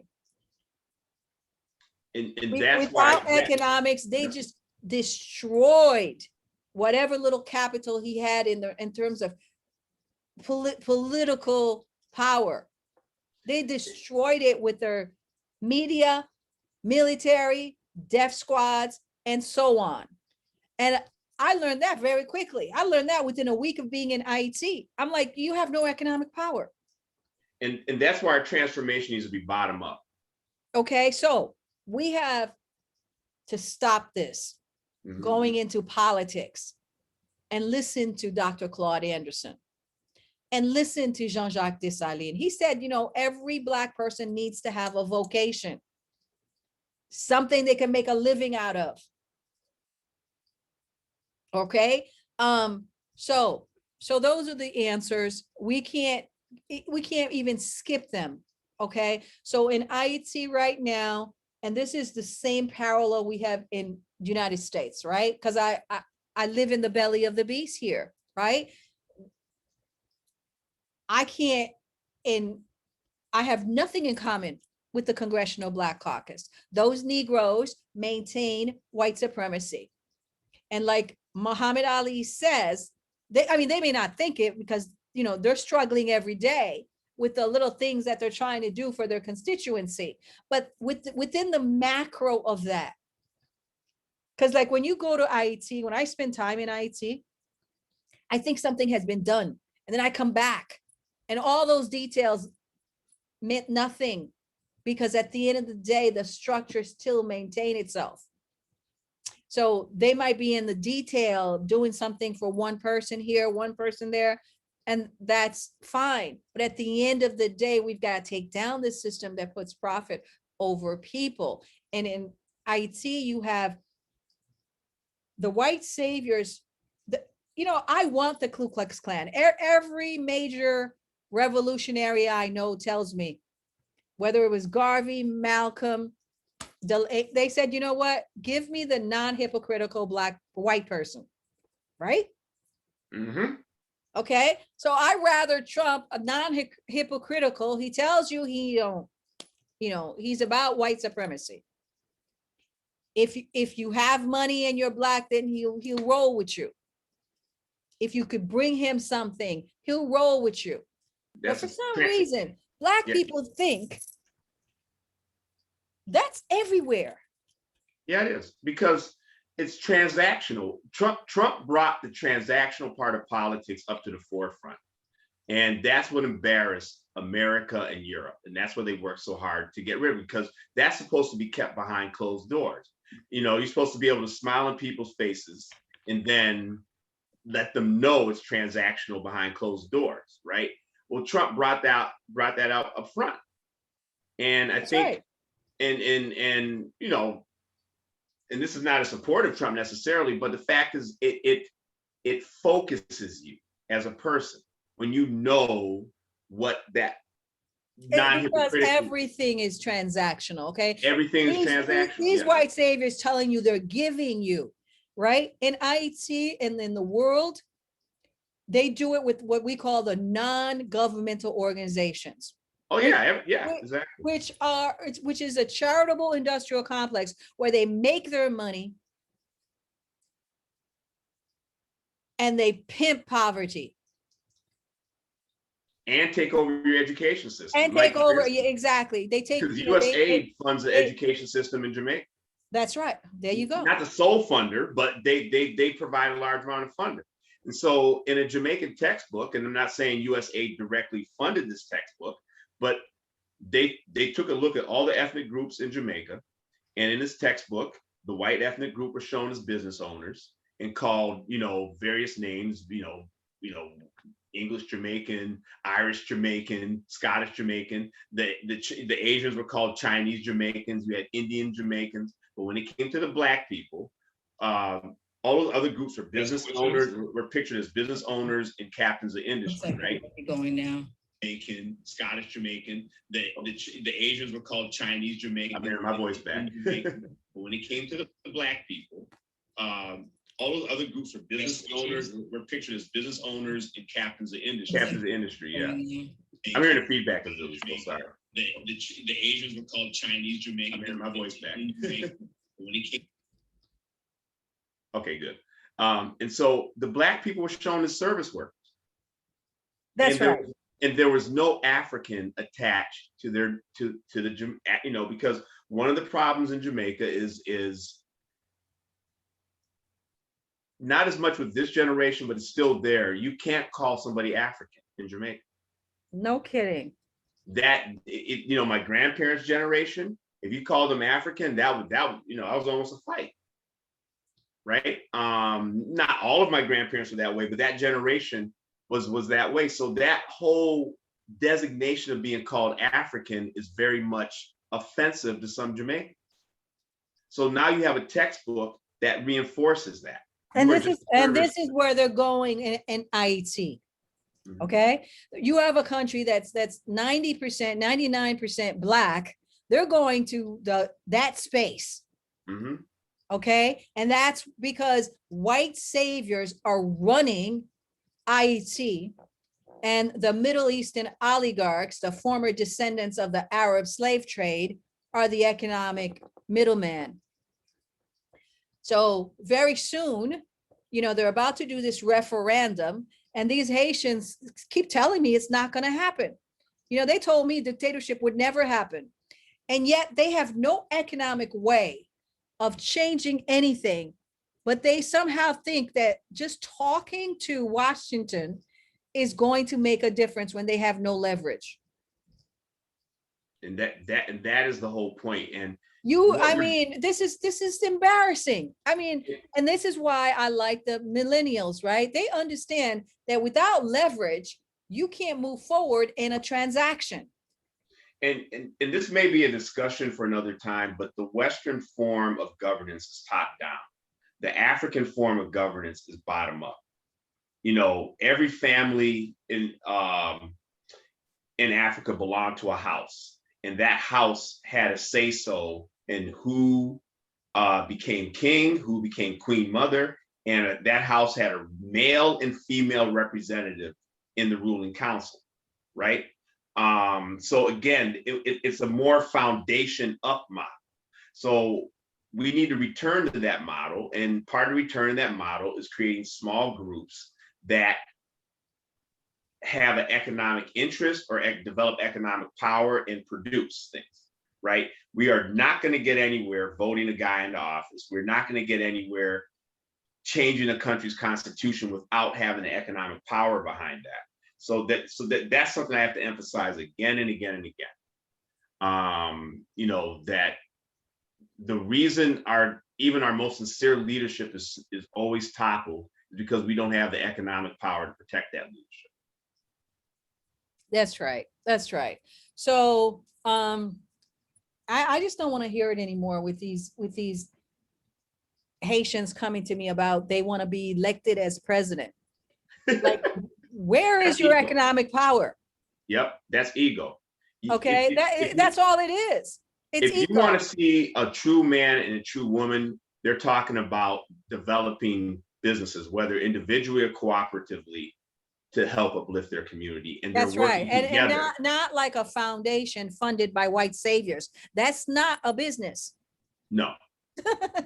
No, that's someplace that's someplace you go to if you can't get a job anywhere else. That's where they go though. And they think that just because they're being funded by the Ford Foundation or some other Catholic Relief Services or Red Cross, that somehow that's a job. No, they funding you because you're maintaining their policies.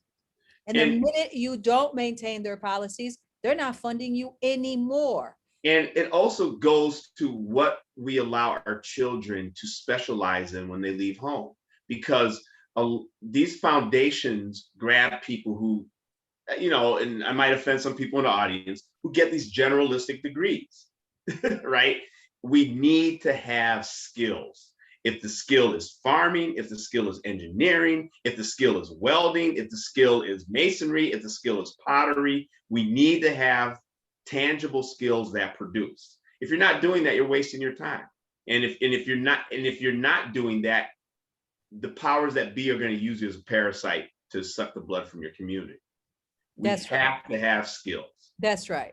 So let's look at this both with regards to the United States and with Haiti, you know, the country that I do a lot of my human rights work with, and here, right? So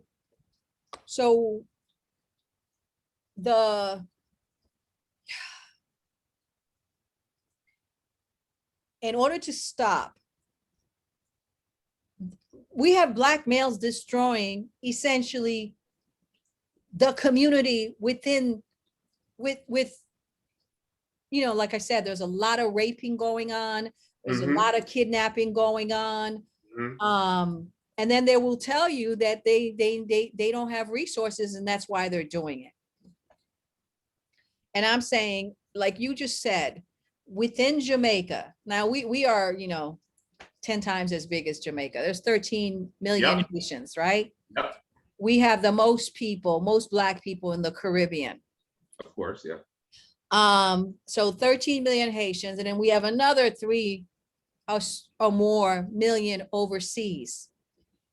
And just like Nigeria and the other countries, the people left behind only make, you know, are able to buy those discarded goods like you were talking about, right? That's what we have too. We have discarded Dominican goods, Vietnamese goods, American rice, the Pepe economy, right? And we're not producing. So the answers are very simple.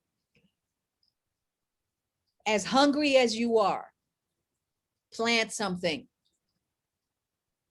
Plant something. And I'm saying this not only in I mean, I have plants everywhere right now because I don't trust that the supermarkets are going to be around when I need them.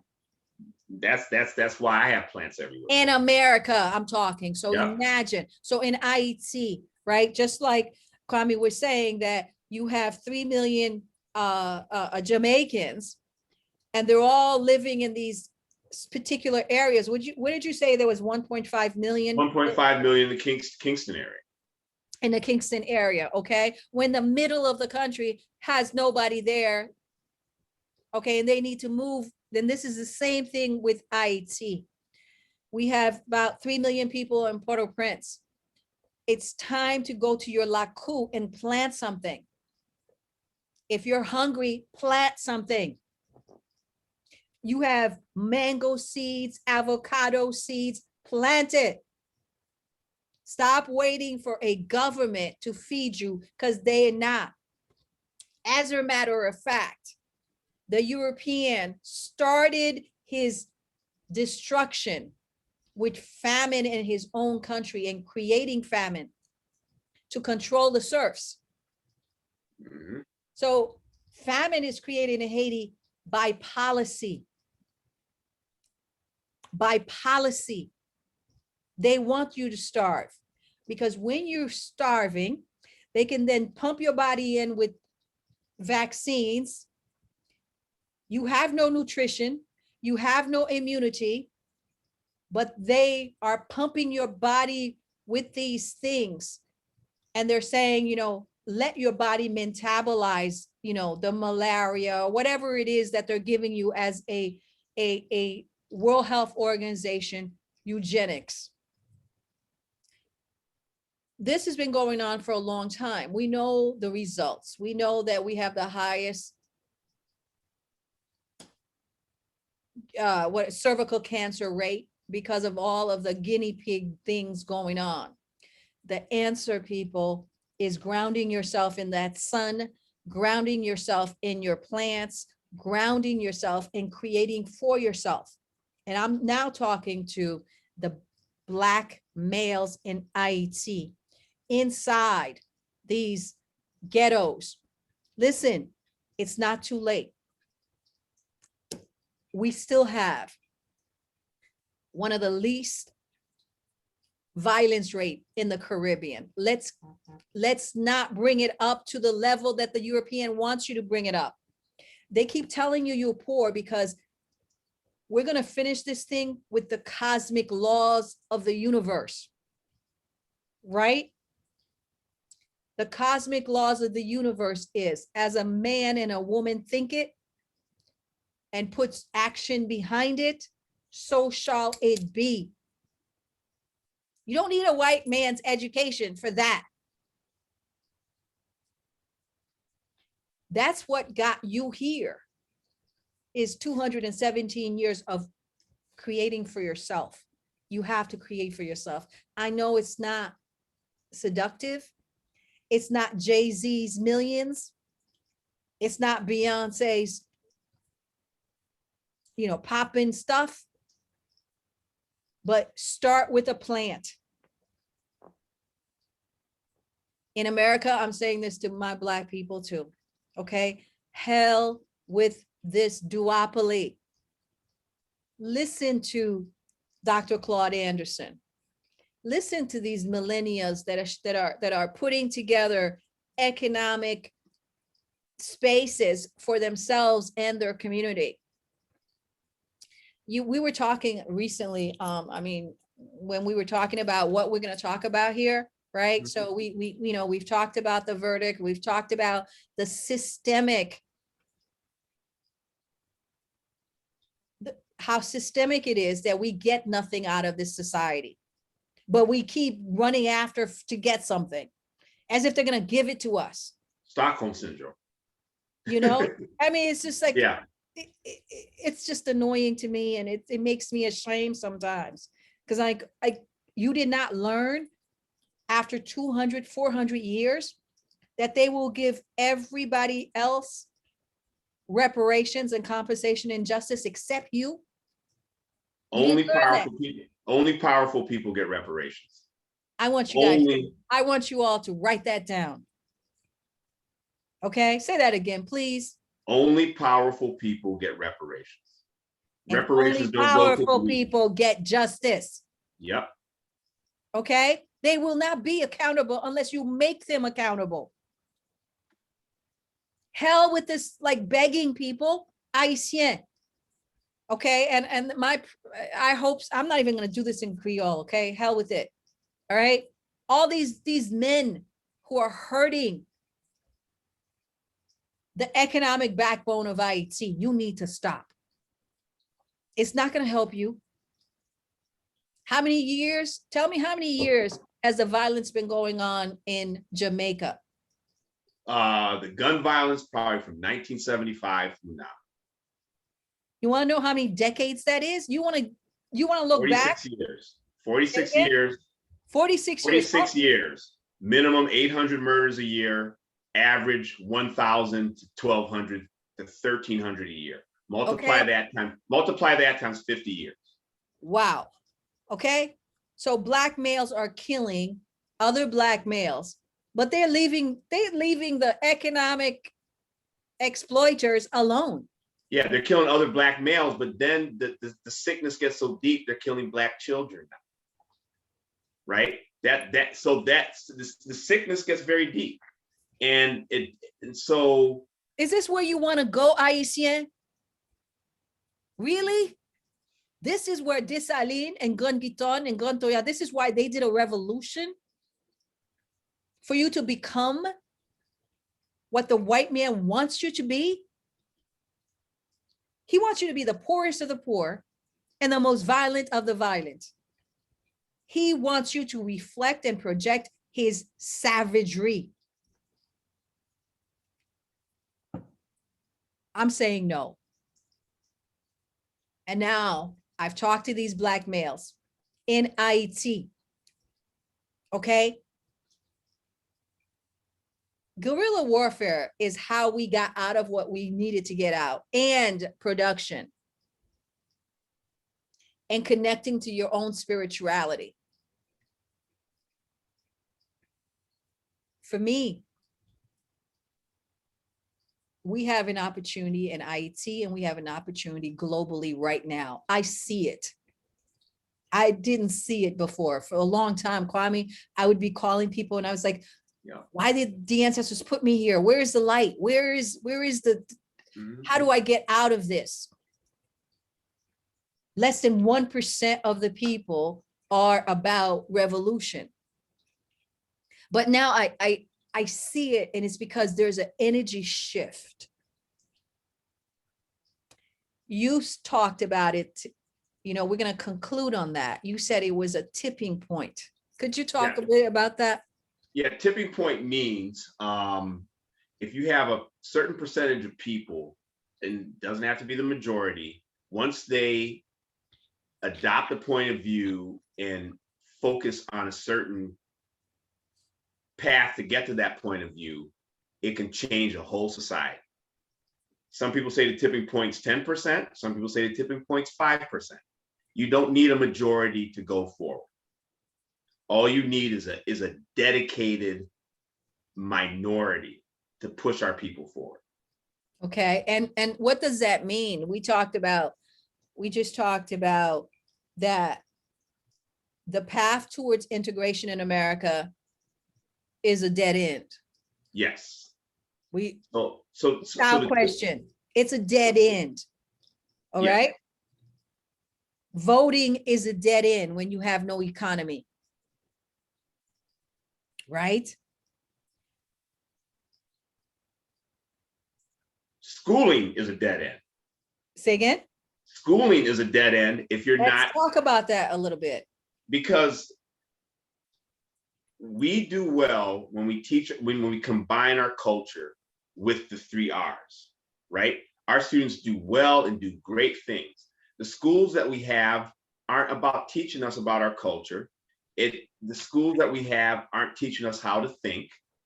They're just telling us to regurgitate what they deem as facts. One of the things I was pleasantly surprised about during the so-called pandemic is that the amount of homeschooling among Black parents here in the States has increased by 5 times. Nice. So again, the seeds are there. The public school system has done nothing for us.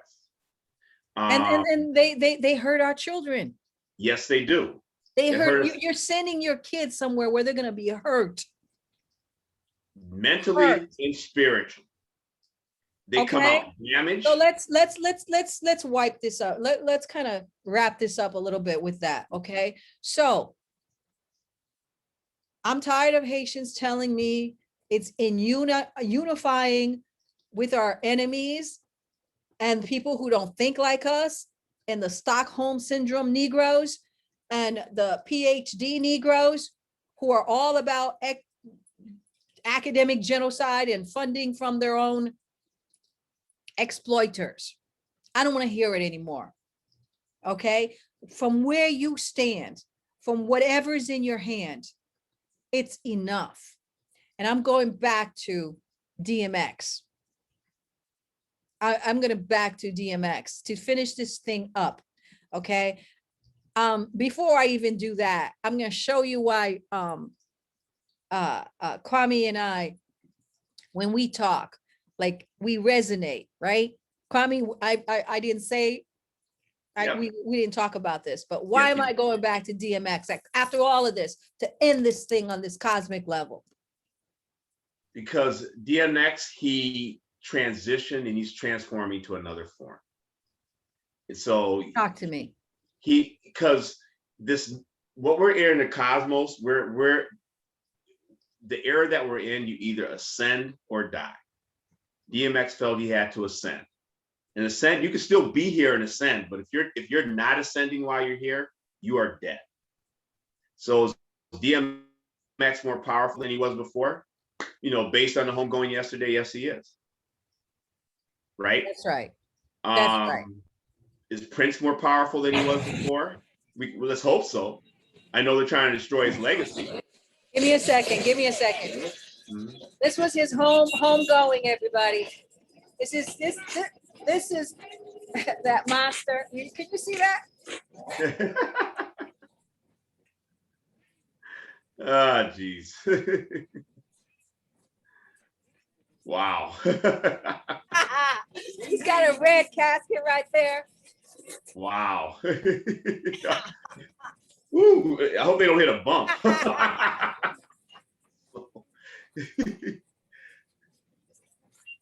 People came from all over the world. I mean, people came from look at this, right? And if you look at DMX trajectory, right? This is a Black man who didn't believe he had anything. I want to go back to that. He didn't believe he had, the industry didn't treat him well. That ridiculous Buff Daddy told him he wasn't marketable. I like to see that man have that kind of love, right? Because right now they're talking about how I don't keep up with these Negroes, but the curse of Bad Boy Records. All right, so I just want to take it there, right? Why was he powerful like that? As an artist, I know that when I touch something that's real within my life, it resonates with other people. Mm-hmm. Did you hear me, people? When you touch something real within your life, not some made up Cardi B Hoe Culture, but when you touch something that's real and is about community, but your own also personal growth, right? So what did he do? This Black man came out of a stressful situation, right? I mean, he reminds everybody of Tupac, right? All of those things but he used his art by telling his story. And I don't know who it was. I was just talking to someone today.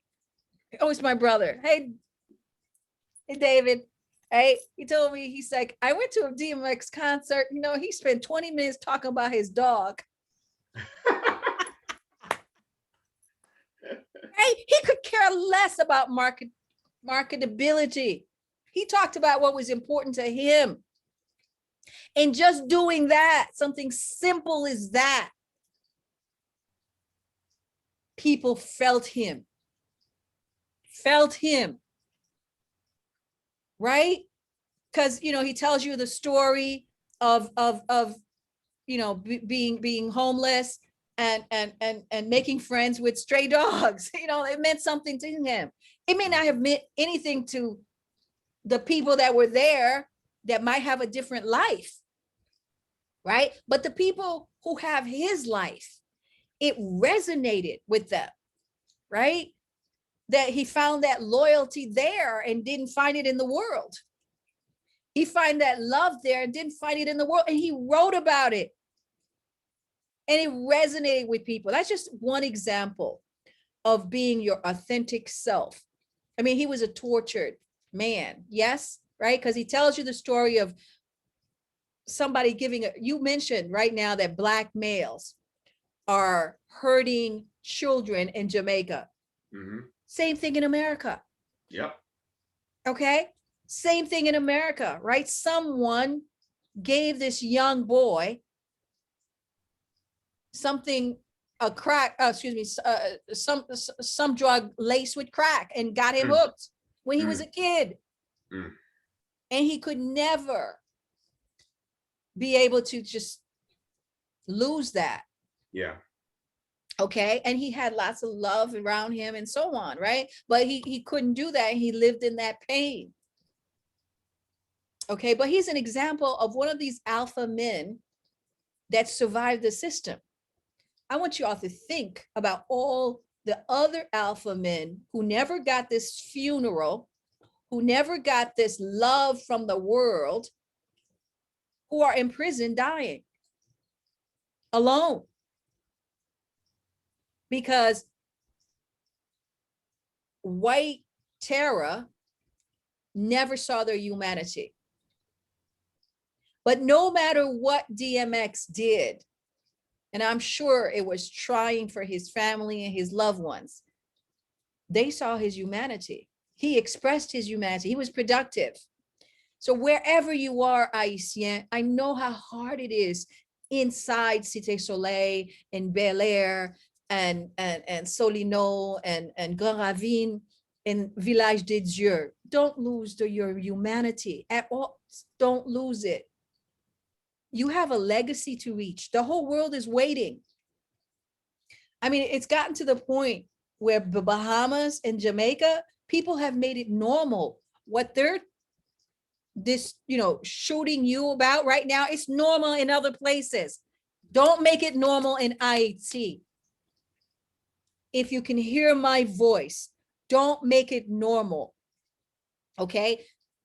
Inflicting pain on other people who have nothing to do with your struggle. Okay, now if you were inflicting pain on the people that have something to do with your struggle, I'll be there with you. I'll be there with you. Okay, and let me tell you, if you don't know who they are, they're the oligarchs in Haiti, and there's the US Embassy and the core group. They're the ones that are inflicting pain and this systematic policy. They're the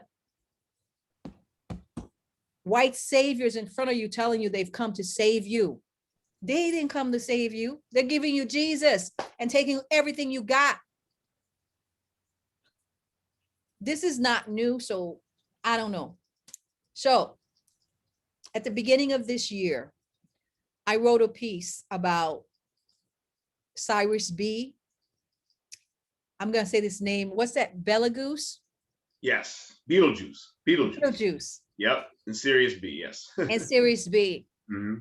You know, about manifesting, ascending. One of the ways in the Haitian Revolution was that we understood how to read the stars. We understood how to know vibration. When you walk into a situation, people in Village des Dieux, people in Cité Soleil, you got to start reading this situation. There is vibration and energies out here that will warn you that this is not where you should be going, because now we have mindsets that have become Neanderthal. They've become Yorugu. And if you're a family member of these gangs that are killing for Jovenel or killing for just the opportunity of it, and then using, I don't subscribe to this, but there are some Black women who say that there is a, what's that thing where, Black males are being destroyed. They're an endangered species, but they also say there is a culture of Black male worship.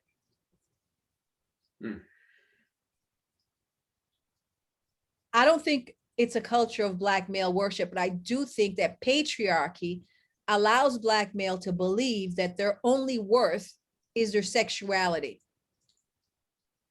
Could you speak to that a little bit? Because that's what they're using. They're using their violence, their sexuality against their own community. It happens in America, in the United States, and now it's happening in Haiti and these numbers that I've never seen before. Because I think too many young men are raised in a culture with each other that you are a man based on how many women you have. And the way to get a lot of women is to have a lot of money, apparently, right? So these young men or males think they can get a lot of women by selling drugs, being violent, all that sort of stuff. And that gives you a sense of status in the community. Whereas it probably should be looked on as a lack of self-control if you need 10, 15, 5, whatever women to make you feel validated. And my whole thing is that, one, a real man takes care of his family. Two, a real man sticks his hand in the dirt. Right? And we need to get back to that. A real man is not somebody who's just flashing a worthless luxury car, flashing worthless polyester clothes and thinking you look good in them. No, a real man is wearing jeans or wearing African clothing, getting his hands dirty and growing something, or getting his hands dirty and producing something for the economic development of the community. Yeah, and I think one of the things that you said that just so impressed me, you said a real man makes jobs for his community. Yes. Makes economic wealth for his community. That's what a real man does. And so that's what I need you to do in Haiti. That's what I need you to do. That's what we all need you to do in America, and globally, right? So as I end this thing, I want to, when I looked at Beetlejuice and Cyrus, what's that other space that we talked about? I just remember writing about it. Just okay. I'm trying to remember now. Go ahead. You go first. No, go. So you had Sirius B, Sirius A. You had Beetlejuice. That's right. Sirius A. What's it called? The Dark Star. Yeah, exactly. I think the Dogon called one Potolo, the other Sigitolo. Okay. Right. So one is the more hidden one. One is the more obvious one. That's right. And so out of the explosion of the more hidden one, the smaller one created the solar system.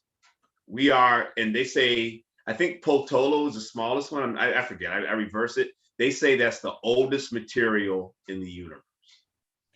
Okay. And we are part of that. We are made of that material. Exactly. And what I feel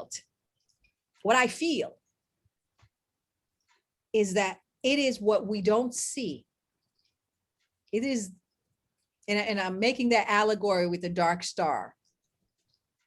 It is what we don't see. So people, right? They bombard us with they demonize our people. They bombard us with our poverty. They bombard us with our helplessness. They bombard us with the only way to coexist is to just be the mammy and lift up everybody, but not yourself or your people. But outside of that, I see the dark star. And what did you say that dark star was? The oldest? The oldest material in the universe. That's what the Dogons say. It's the oldest. It's the kernel of creation. It's what you don't see. That's the kernel of creation. It's what you can create through your own vision. That's the kernel of creation. And I, for the first time since I've been doing this work, since I went to Haiti 27 years ago, we are at 9, the number of creation. So my people, step into your power. Step into your power. It is what you don't see that lives behind you, right? Le marasa, le moi, le mystère. You are millions of years old. You are a cosmic people. Your wugu needs to be locked up someplace. They need help. We do not need to become your wugu. We do not need to become Neanderthals. We do not need to become this savage. And I'm counting on you, Haitian males, to lead and protect the children, the women. And the women, I'm looking for Dantò, okay? Trophy wives can get out of my face. I don't need the whole culture. We don't need this idea that your sexuality is all that you are. Okay? Your sexuality is not all that you are. It's part of what you are. And when you connect it to the dark matter, it is damn powerful. I could say, I don't want to be nothing else but a woman. I'm going to give you the last word here. Talk to the people. Oh boy. As I said before, this is ascension or die time. So the universe is throwing us through some changes, and it feels like chaos. But and I hate using the Masonic term, but out of this chaos is going to come a new order if we follow the energy correctly. And I said earlier that the earth and our stars and the stars are our teacher. In Kemet, the word for star is Seba. Guess what the word spell that for me? S-E-B-A. The word for star is Seba. Guess what the word for teacher is in Kemet? Seba. Okay. Talk to me. So basically we have, I would like to get back what my great grandparents had, where I can look at a star and tell what the weather is tomorrow. So part of that relearning is getting your hands in the dirt. That worm's going to be your teacher. The birds are going to be your teacher. The birds are going to teach you how to be a patient parent when they're birthing their children. The plants teach you. The moon will teach you. The moon will say, okay, it's time to plant plants that grow up. And when the moon is not there, it's time to plant plants that grow down. So allow the earth and the skies to be your teacher, and spend silent time. Talk to your plants, talk to the birds, talk to the sky, see what answers you get. That's right. Okay. Thank you so very much, Kwame. Thank you too. For being our guest and giving us, this wonderful, learned, I just want to meet and talk to more of, people who are about revolution, and it's quiet. You don't need to have position and title and recognition. All you need to do is to stand within your own power. And I know that you do. And I thank you for being our guest. I'm hoping that, this wasn't too bad and you will come back again. Anytime you invite me, I'll be here. All right, people. All right. This is Ézili. Let me see if there's anyone in this room who has something to ask Kwame before we leave. Can we look? And then if not, we will say goodbye. Look here. Let me see here. Where is it? Where is it? I'm gonna be putting this on